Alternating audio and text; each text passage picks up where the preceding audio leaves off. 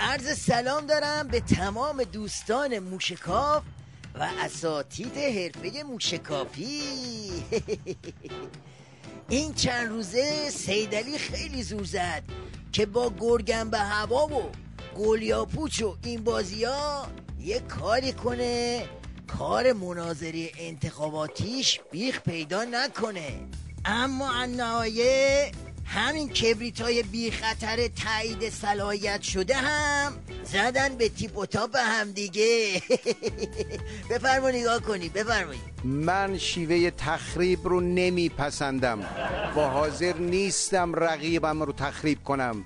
من حاضر نیستم اسناد سری رو اینجا افشا کنم. و میرسیم با آقای رضایی که با یک لحنی صحبت میکنن که مثل این که ایشون یک نظرات بسیار دقیقی داشتن، اون نظرات اجرا نشد. اولین جلسات هسته‌ای که ما گذاشتیم به کلی سری بود، کدام سایت افشا کرد؟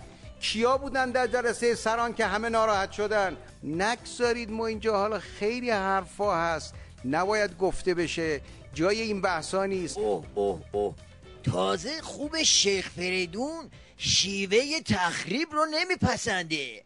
اگه میپسندید چی میشد؟ اگه اون حرفای سری رو میگفت بهتر بود تا اینجوری همه رو واسه سر در آوردن از اسرار زیر عبای سیدعلی تحریک کنه. حالا ببینیم سبزعلی چطوری تو روش در میاد. آقای روحانی اگه بخواد با این عصبانیت و این داد و بیداد کردن سکان کشور رو به دست بگیره، خدا رحم کنه به این کشور. ما باید خونسردیمون حفظ کنیم و من که کسی رو تخریب نکردم، من یه سال مؤدبانه کردم. الحق که این سبزعلی رضایی نقشش رو به عنوان نخودی نمایش‌های انتخاباتی خوب بازی میکنه. تا کاندیداها یکم جوشی میشن، یارو مثل یه سطل آب یخ پاشیده میشه وسط مناظره. اما حالا یه سوال بسیار تعیین کننده و اساسی از طرف سیب زمینی پشندی دکتر اصلاحاتچی عارف. سوال من اینه که چه کسانی مسئول وضع موجود هستند؟ در صحبت‌های دو مناظره قبل به این پرداخته نشد. مردم حق دارن بدونن که چه کسانی وضعیت موجود رو به وجود آوردن. بابا تو با این هوشت به پا یهو با ارشمیدس اشتباه نگیرنت. آخه جواب این سوالو که بچه تو قنداقم میدونه.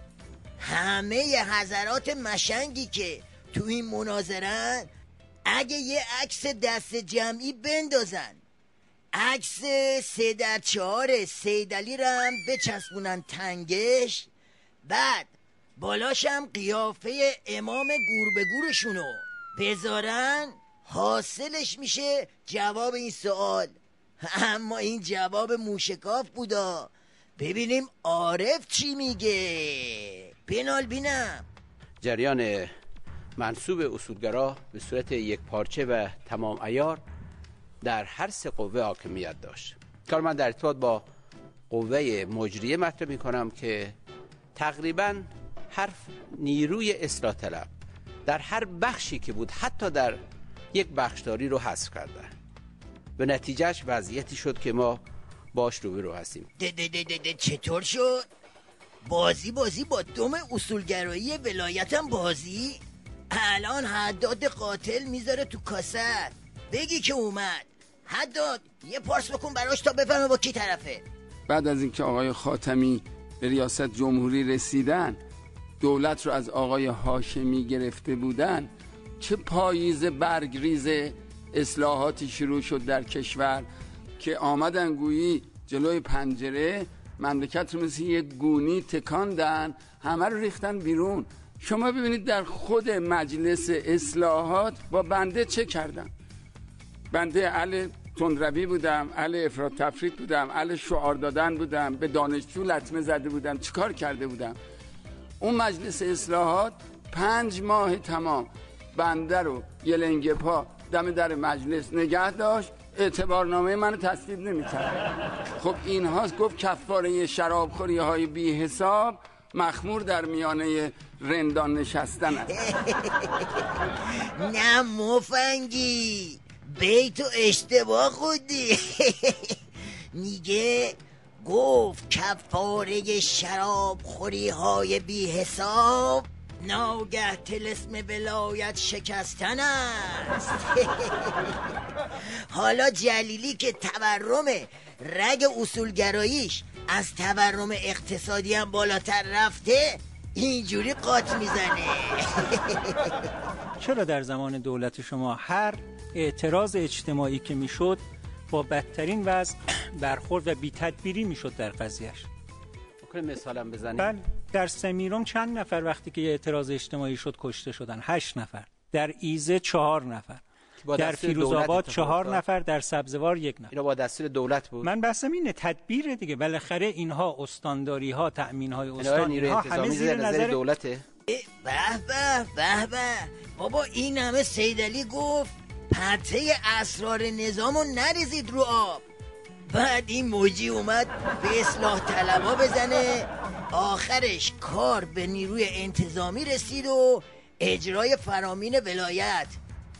عارفم که دید داره کار به جای باریک میکشه و دست خونی مرشدش حاجی خاتمی رو میشه، زد تو خط اعتقاد قلبی و بعدم سکوت، یعنی خفقون گرفت. به نظامم اعتقاد دارم، به ولایت فقیه اعتقاد قلبی و صمیمانه دارم، به قانون اساسی پایبند هستم. آقای دکتر جلیلی، چرا باید به هم برچسب بزنیم؟ من نمیخوام بحث‌های 88 رو باز کنم. 4 سال خداوند به من توانایی داد سکوت کنم، سکوت معنادار. درد میکشیدم، خدا میدونه این 4 سال چقدر دلم درد گرفت. ای بابا، برو خدا رو شکر کن که تو دلت درد گرفت. سیدعلی فلک زده که تو همین 4 سال از دلپیچه شروع کرد و جسم ناقصش کمپلت درد گرفت. ای کاش درد این ولی فقیه قزبیت نظام فقط دعوای اصلاح طلبا و اصولگراها بود. آخه الان تو باند خودشم قشقرقه. ببینیم ولایتی به جلیلی چی میگه. در آخرین صحبتی که در آلماتی آقای دکتر جلیلی داشتن، اونها یه پیشنهادایی کردن که بر اساس اون پیشنهادها میشد یه مقداری ما جلو بریم.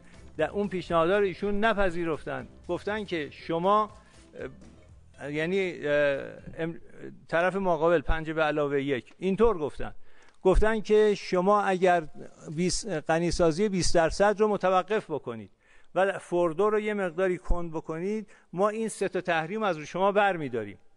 و بعد معلومه که هر کاری که آدم میخواد بکنه قدم به قدم برمی‌داره. در پاسخشون گفته شد که ما فلان کارو میکنیم، شما کل تحریم ها رو بردارید. یعنی مثل این که شما برید این لیوان رو بخواید بخرید، طرف میگه 100 تومن، شما میگید 2 تومن میدی، میگه این نمیخواید معامله کنی، برای چی ما رو وقت ما رو گرفتی؟ معلومه که نمیخواید شما کار رو پیش ببرید. و اصولگرایی این نیست که انعطاف ناپذیر انسان باشه.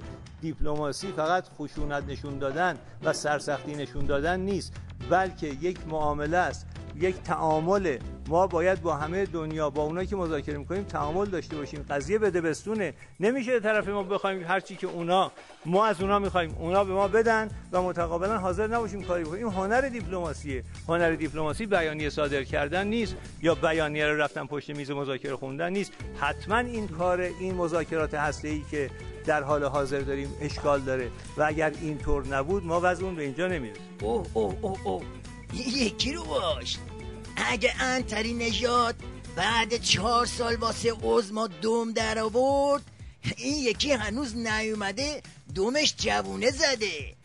آخه ولایتی هر کی ندونه، تو یکی که میدونی این جلیلی موجی تو مذاکره ها بدون اذن آقاش آب نمیخوره. دیپلماسی ولی فقیه رو میبری زیر علامت سوال. بابا پرونده خدمت آقاست. جلیلی تو یه چیزی بگو. بله، من یه چیز بگم. این اگر همین نکته‌ای که آخر اشاره کردید به نظر من خیلی خوب هست. اگر اطلاعات دیگه تونم مثل این اخبار سومی باشه که واویلاست، چون کاملا غلط هست. نوار گفتگوهای آلماتی موجود است، پیاده شده است، خدمت آقا تقدیم شده است. بله، حالا نوبت میرسه به نتیجه گیری. نتیجه اول رو از زبون سبزعلی رضایی بشنویم که وضعیت پخش و پلای باند عظما رو توی یه جمله خلاصه کرد. تو این جلسه 3 نفر از دوستان که قبلا با هم ائتلاف کرده بودن کاملا معلوم شد اختلاف نظرهای جدی دارن. ای مارمولک، دیدید بازم رفت تو دیپلماسی فرینی و قضیه رو ملایمش کرد. بابا نزدیک بود ولایتی و جلیلی دست به یقه بشن، بعد تو میگی اختلاف نظرهای جدی؟ بگذاریم بابا بگذاریم. از همه شیرین‌تر نتیجه گیری حداد قاتل درباره داستان هسته‌ای رژیم بود. کسی رو که خوابیده میشود بیدار کرد، اما کسی که خودش رو به خواب زده هیچ وقت نمیشه بیدار کرد. مسئله هسته‌ای اینه. جناب کش قیتونی، درست عظما خودشو زده به خواب، اما همچی ملت میزنن چرتشو پاره میکنن که نشگی سالیان از کلش بپره. میگی نه؟ حالا نگاه کن.